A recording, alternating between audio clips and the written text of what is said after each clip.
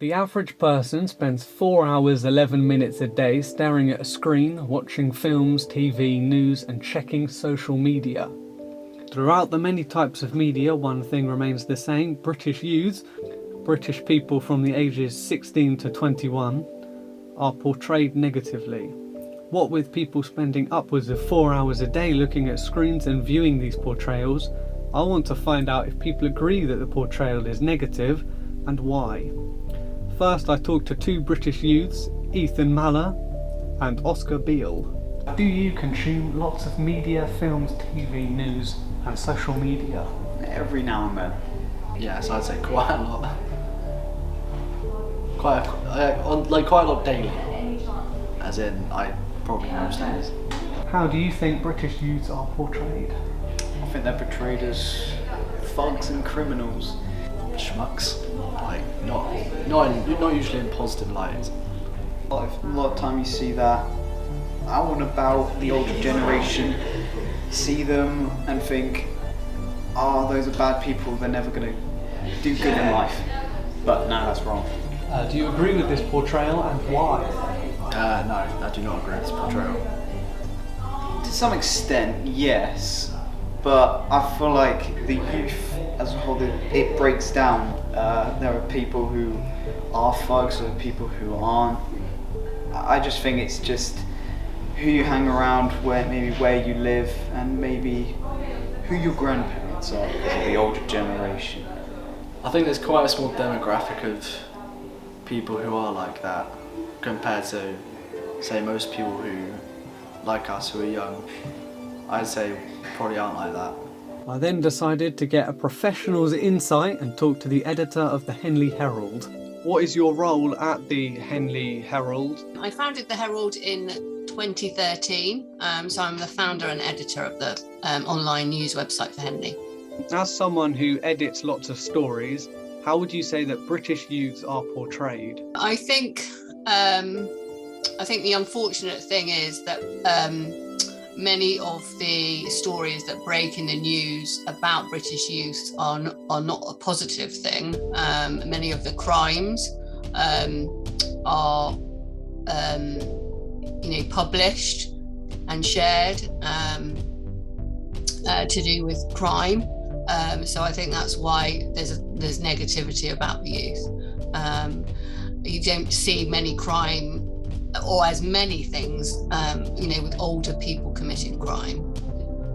Do you agree with this portrayal and why?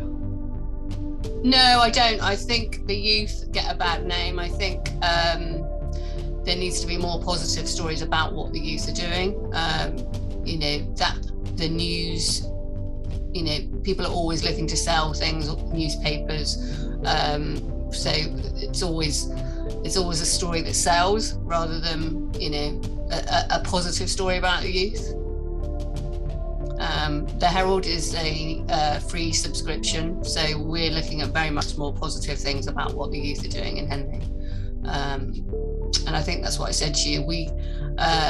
If there is a story around a negative youth thing, we just make a statement from the police. We don't go into it in terms of, their background or who they are. I then offered some reasons for these portrayals to see if any of them agreed or disagreed with the reasons why the portrayals could seem very negative. People have to work their way up to have control over these portrayals. This means that people who control how the younger generations are seen are in a different generation to the people they are portraying. Do you think this has any effect on the way the British youths are seen? Yes, because they grew up in a different time. As we get older, as the generations go up, years, different kind of. I'm trying to get my words out.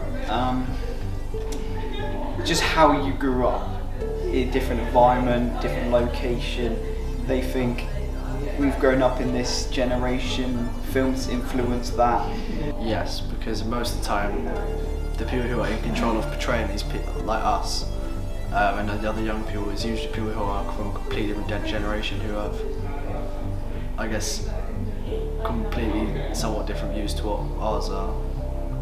and so they are more focused, I guess, on what is good for their generation rather than ours. You know, if you're a young journalist, you probably don't have much say as to what goes into the press. It's done by the editor.